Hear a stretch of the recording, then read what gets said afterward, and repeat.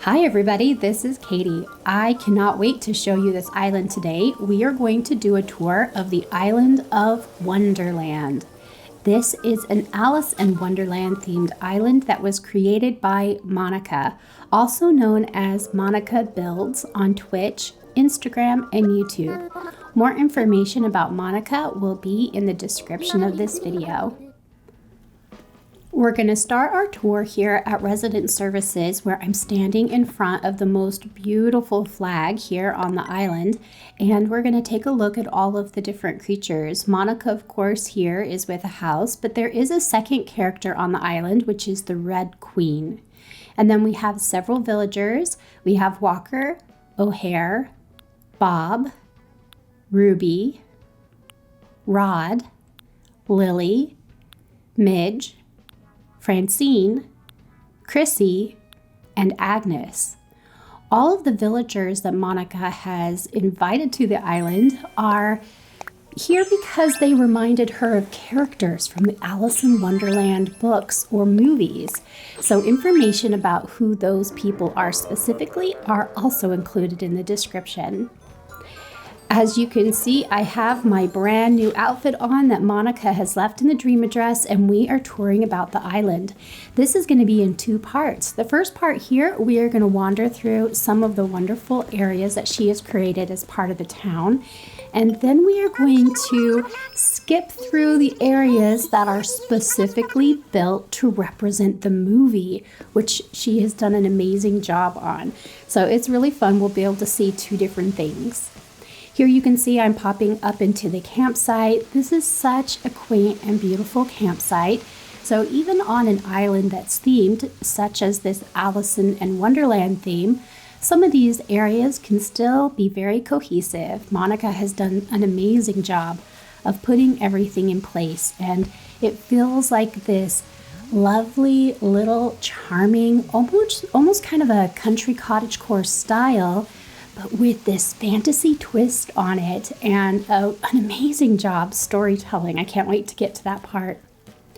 Here we're kind of coming up on some of the neighborhood areas. You can see Monica has done a wonderful job. She is using a beautiful path that sort of snakes through different parts of the island, and I really love the little details, such as the puddles of water that she has underneath the watering can and the bucket. She has a little ring of stone underneath the street lamps, little cup on the table, wreaths on the door, different little leaf piles on the path. As you're going through, there are so many areas that Monica has paid extra close detail to, and I love seeing those details. These houses look so beautiful. It's fun to see them all kind of clustered together in a little bit of a neighborhood. Clearly there's a little bit of a craft and laundry areas next to the house here.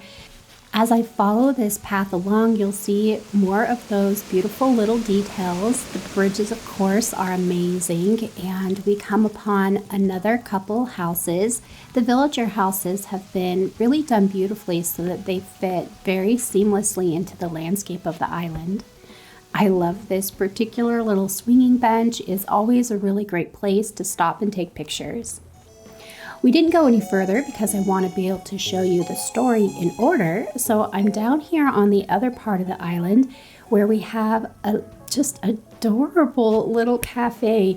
This outdoor seating area where we can eat is right next to the beach, and we have this elaborate and gorgeous, I think it's meant to be a plant shop.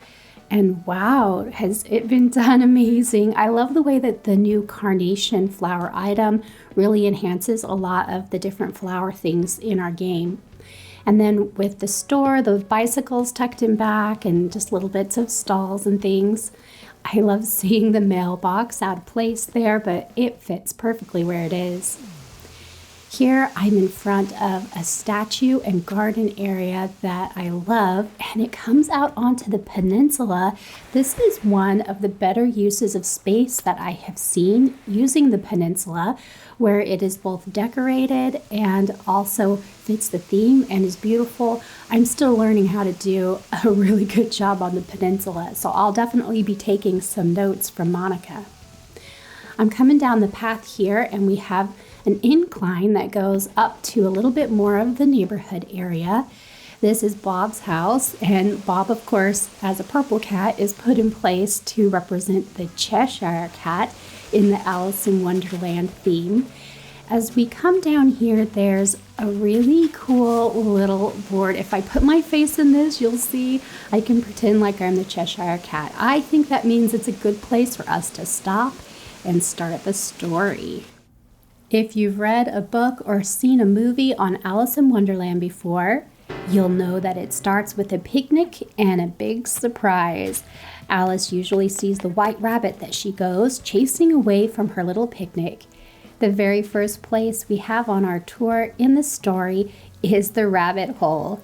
And right behind it, we have this really cool place where we can jump into the pipe and move to the next area. So we'll pretend like we go down the hole, but we'll go down the pipe instead.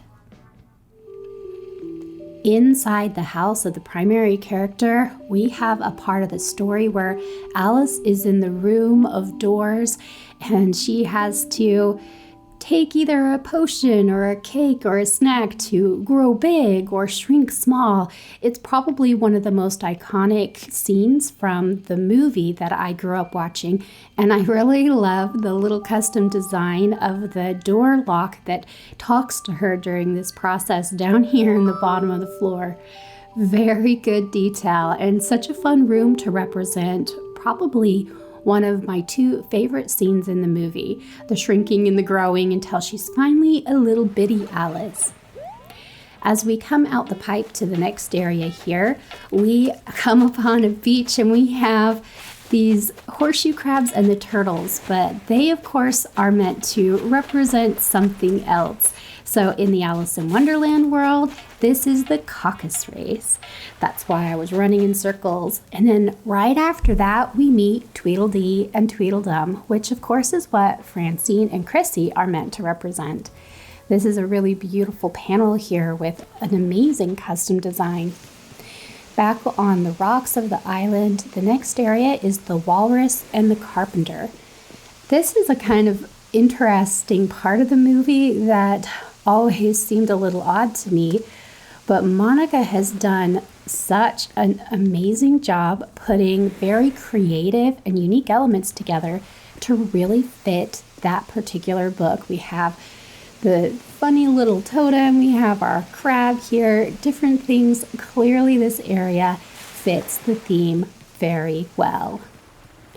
After we leave the Walrus and the Carpenter, of course, we come to the Mad Hatter and his happy unbirthday party.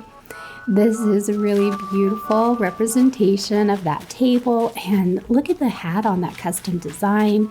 We have a little clock there because of course the White Rabbit is always late, and he is at the party, at least in the start. Alice starts meeting some of the more memorable characters of the book and the movie when she comes to this particular party. We're going to pop into the house just a little bit so that you can see where the Mad Hatter lives. I really enjoy the way that the prom flooring makes this room look busy and active and cluttered in a very positive way.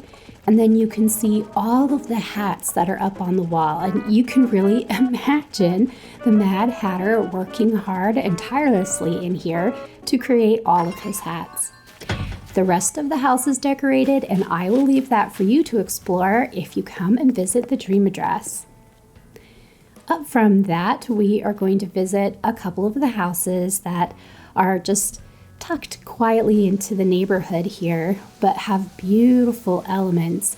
This little lavender farm is really well done with the path in the middle, and I like the way that we start seeing different fantasy elements in place. I really love the little beehives back here, the gnomes that are kind of in there, and I loved seeing the real-life butterflies flying around me, tucked around the tree with the path. Such a good job.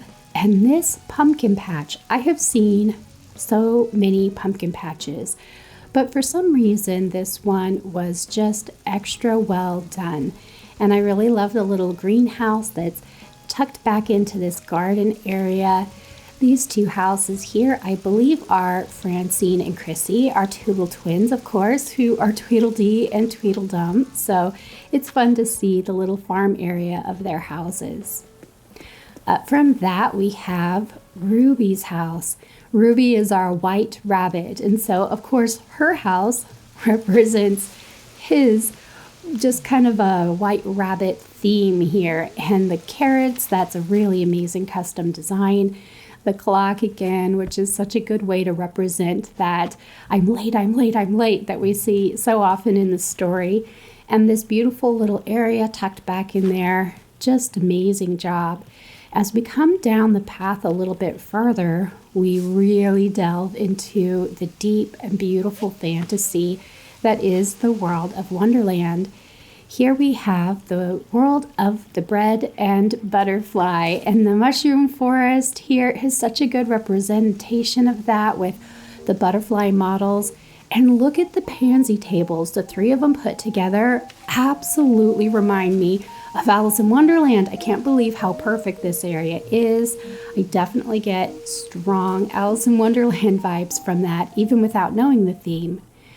The butterfly down here, the blue one, is special. You see, this would be a representation of Absolem, who is the big caterpillar who talks to her about where she is and what she wants, and smokes the pipe and does kind of a funny transformation then and becomes a beautiful butterfly. It's a really good way of seeing his representation in the storyline come to life in this mushroom forest. Definitely a beautiful layout. All the mushrooms are placed in such a really great way to make you feel fully involved in the world that Monica has created here for us. Here is where we stop to absolutely have our minds blown at the Red Queen's castle. This beautiful collection of items does a really good job of representing a really important place in the book. Here we have a little bit of a maze that we're going to wander through as we come up to the castle. Of course, it's full of red roses and little bitty custom designs that look like red paint on the ground. I really love seeing that detail of the story come to life. And of course, there are a few white ones that haven't been painted yet. And then the panels that have been put together with the cards. This area here, the custom patterns are put in place. We have the little flag where they're playing golf with the ball. And I love the way that Monica has used unique items in conjunction with brilliant custom patterns to create this little part of the story in such a wonderful way. I really love seeing that area. And then over here where we have the axe, so represents the queen, and the off with their head, which of course everybody remembers. We're gonna pop over here into the Red Queen's castle really quick so that you can see some of the really kind of unique and creepy and beautiful combinations that come together to make such a really amazing place that the queen lives. I love the way some items that I wouldn't usually see together come together perfectly. And then the dungeon. Down here in the dungeon, we have this huge creepy monster that I think is meant to represent the monster from the Alice in Wonderland story. And we have all of the beautiful things around it to make this creepy, dank, completely dungeony basement area really brilliantly done. There are, of course, more areas to see inside the castle when you come visit the Dream Address. I'm going to walk back over here and just admire the flamingos used for golf, and we're going to see up into the trees. You guys are never going to believe this. Here we have the Cheshire cat's tail coming out of the trees.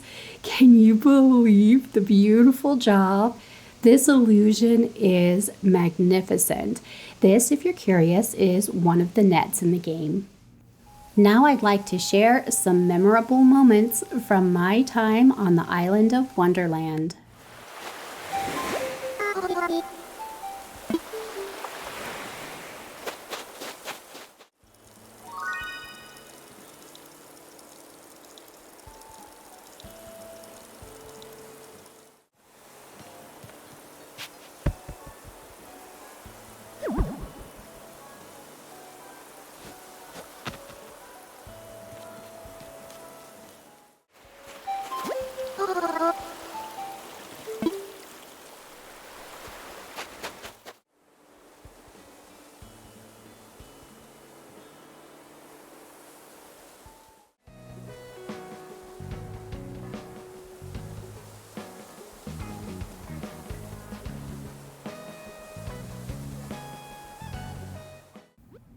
Monica has created several really awesome custom designs, and you can access those through her creator code in the bottom left-hand corner of the screen. You can also see her D8 dream address here on the screen, and you will find both of those also in the description of this video. I definitely recommend showing Monica how much you love her island, and give this video a like and comment all about the work that she has done. I hope you found something useful here and continue creating in this game. Until next time, have the best Animal Crossing day.